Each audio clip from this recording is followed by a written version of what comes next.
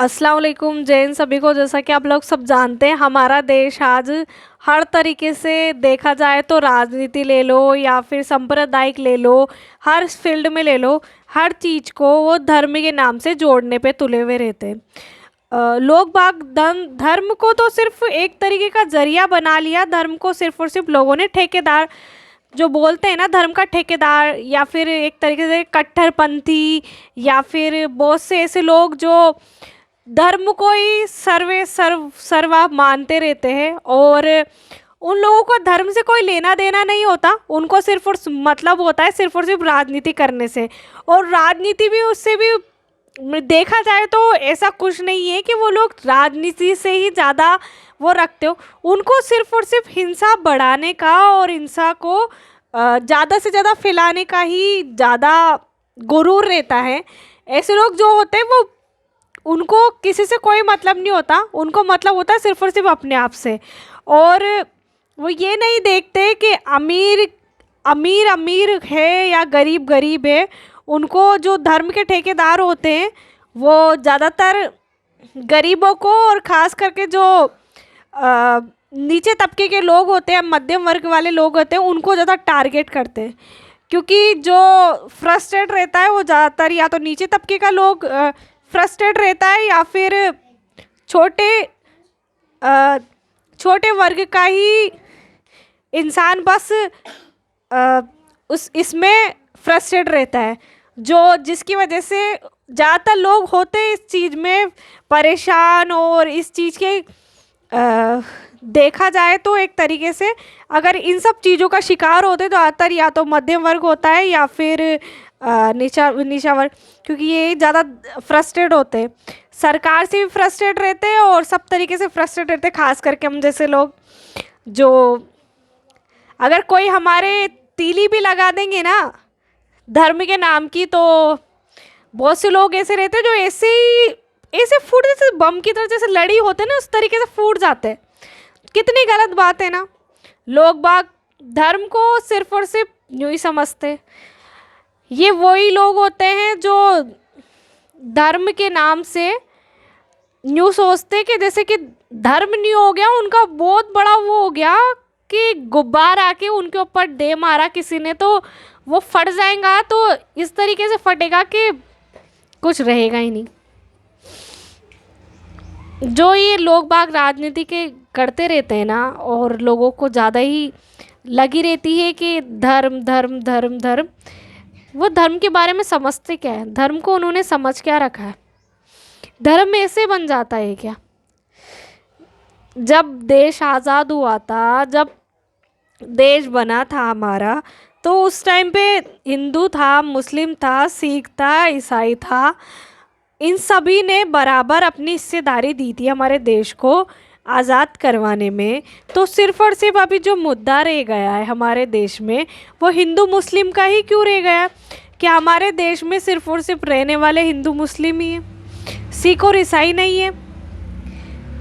सबसे ज़्यादा अगर साथ दिया था देश को आज़ाद कराने में और अभी भी हमारे देश की रक्षा करते तो सिर्फ और सिर्फ ज़्यादातर सिख समुदाय हमारे देश की रक्षा करते हैं। और कोई ऐसा धर्म नहीं है जो हमारे देश की इतनी ज़्यादा रेस्पेक्ट करता हो जैसा एक सिख समुदाय करते। अभी देखा जाए ना तो हमारे देश के सैनिक में वो 70% या 80% अगर होगा ना तो वो सिख समुदाय के लोग होंगे, और बाकी के समुदाय के होंगे जो 20% में होगा या 20 या 30% में आता होगा जो किसी और समुदाय को होगा। जो लोग बाग समुदाय की बात करते हैं ना, और जो नेता लोग बात करते हैं हिंदू मुस्लिम करते रहते हैं, उन्होंने समझ क्या रखा है हमारे देश के धर्म को, हमारे देश को, कि वो आग लगाएंगे और हमारा देश इतनी जल्दी इस आग की लपटों में चल जाएगा। वो बहुत गलत समझते हैं, पहली बात तो। और दूसरी बात ये कि जो ये साहब बोलते रहते हैं ना कि है ना, जो हिंदू मुस्लिम सिख ईसाई भाग भाई भाई, ये सब ना सिर्फ और सिर्फ इन लोगों की बाहरी बात है। और जो इन्होंने जो धर्म के ठेकेदार बना रखे हैं ना, वो बहुत ज़्यादा गलत बना रखे। ये बस लोग जो ये बाहर से दिखाते हैं और अंदर से कुछ और रहते हैं ना, वो बहुत गलत लोग होते हैं। जो हमारे देश को धीरे धीरे धीरे धीरे दिमक की तरह खाने में तुले हुए, किसी का कुछ नहीं जाने वाला, हमारा देश का ही जा रहा है। बाहरी देश में जाकर देखिए आप लोग, बाहरी देश में धर्म को सिर्फ और सिर्फ वो एक तरीके से बना के रखते हैं, वो अपना गुरूर बनाने के लिए रखते हैं। वो धर्म को इस तरीके से प्रिटेंड नहीं करते कि धर्म हो गया तो भाई हाय तौबा, धर्म हो गया, ये हो गया, वो इस तरीके से नहीं करते। वो अपने धर्म को अलग रखते हैं और साथ में वो पर्सनल चीज़ों को अलग रख के प्रोफेशनल चीज़ को अलग रखते हैं। और हमारे देश में तो ऐसा है कि पर्सनल और प्रोफेशनल दोनों चीज़ों को एक साथ मिला के रखते हैं, जो बहुत ज़्यादा गलत है। हम हमारे काम के बीच में पर्सनल चीज़ों को क्यों लेकर आते हैं? धर्म हमारा पर्सनल है तो हम पर्सनल को पर्सनल ही रखें ना, प्रोफेशनल में क्यों इन्वॉल्व करना? जब सपोज करिए कोई हस्बैंड वाइफ हो, उनकी पर्सनल लाइफ है, हस्बैंड की पर्सनल लाइफ में उसकी बीवी है, प्रोफेशनल लाइफ उसकी जॉब है। अगर वो जॉब को और पर्सनल लाइफ को एक साथ मिक्स करेगा तो क्या होगा? ट्रेजेडी होगी। तो फिर इसी तरीके से हमारे देश का भी हाल है। अगर हम प्रोफेशनल और पर्सनल चीज़ों को एक रखेंगे तो वो ट्रेजेडी होगी, जो कितनी गलत बात है। यही हाल हमारे देश का है। अब आप लोग सब बताइए मुझे कि जो हमारे देश में लोगों ने धर्म को जो एक तरीके से जरिया बना रखा है ना हिंसा भड़काने का, जो कितना गलत है। और हमारे देश में जो आए दिन कुछ ना कुछ मामला होता रहता है धर्म से लेकर, वो बहुत ज़्यादा गलत है। क्यों लोग बाग ऐसा क्यों करते हैं?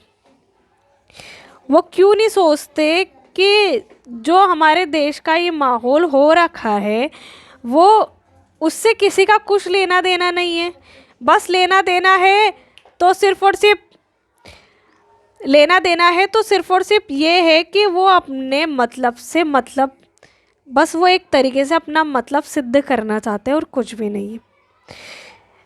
और ये जो जब से साहब की सरकार आई है ना, जब से ही हमारे देश का पुरानी हिस्ट्री निकाल के देख लीजिए, अटल बिहारी जी के टाइम पर भी इतनी हमारे देश में हिंदू मुस्लिम नहीं हुआ था और इतना दिक्कत नहीं हुआ था जितना अभी साहब के राज में हो रहा है।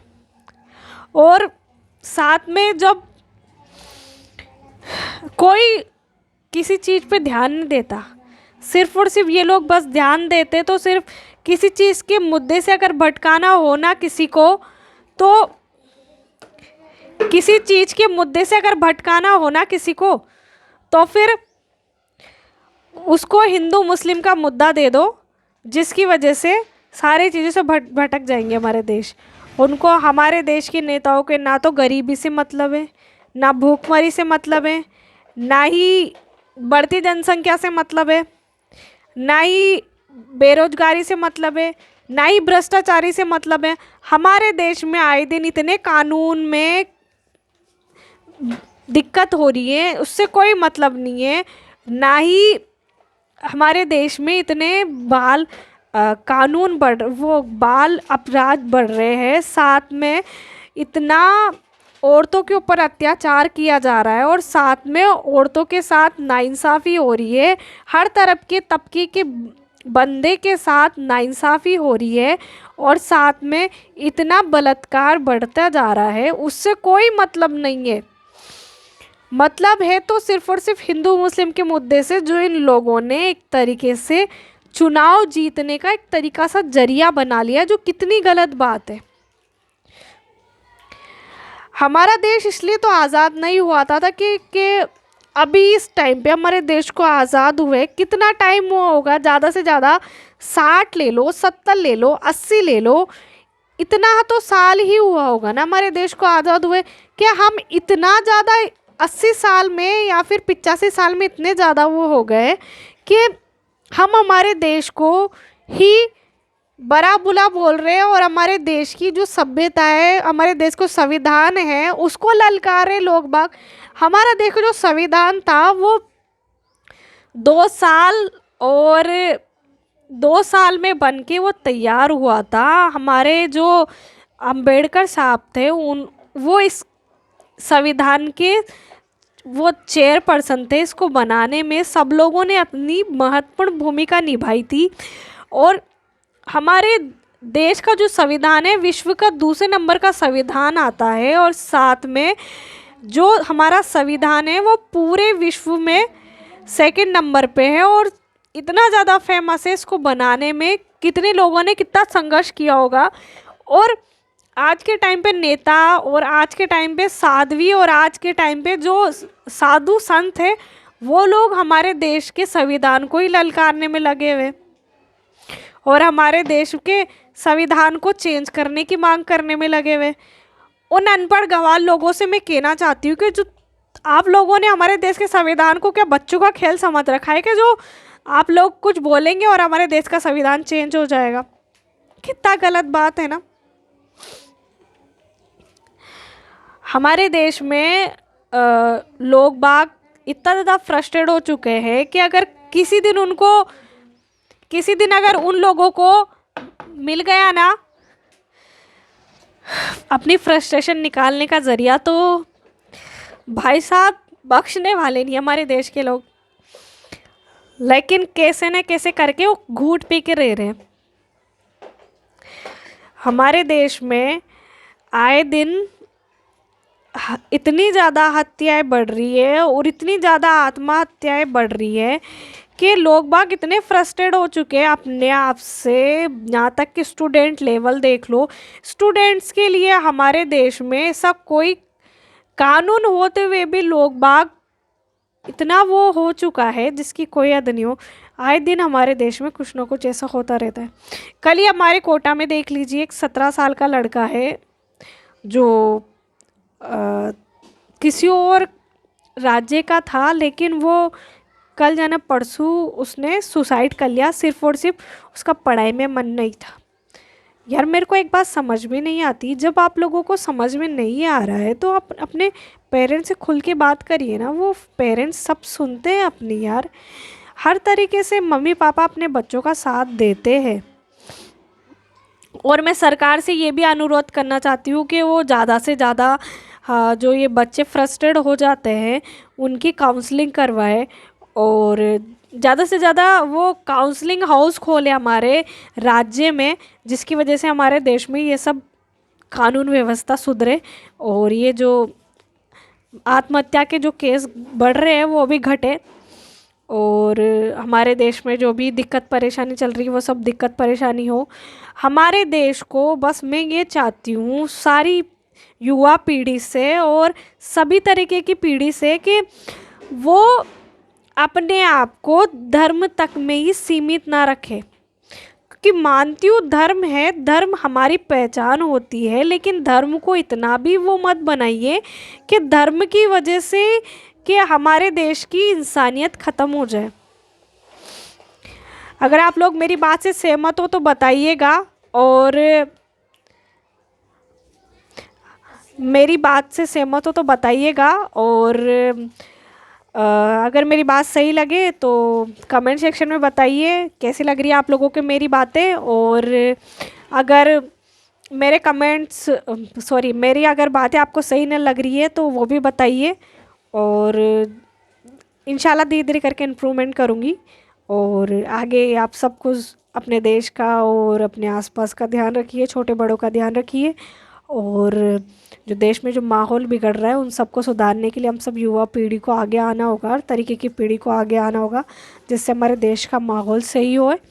और आसपास खुश रहिए, खुश रखिए सब, और अपने आसपास के माहौल को भी सही रखिए, क्योंकि आजकल बीमारियां भी बहुत बढ़ी है, तो सफाई भी रखिए, अच्छा सा ध्यान रखिए, आसपास बड़े का और छोटों का और बुजुर्ग का ध्यान रखिए, और सब सही रखिए। अल्लाह हाफिज़। अगर आपको मेरी बात सही लगी तो बताइएगा, और जो भी इम्प्रूवमेंट करना हो उसके बारे में बताइएगा मुझे। इंशाल्लाह धीरे धीरे करके इम्प्रूवमेंट लाऊंगी, और आगे आप बताते रहिए। और आप लोगों का बहुत बहुत शुक्रिया मुझे धीरे धीरे करके सब्सक्रिप्शन बढ़ाने के लिए। ठीक है, अल्लाह हाफिज़। जय हिंद, जय भारत।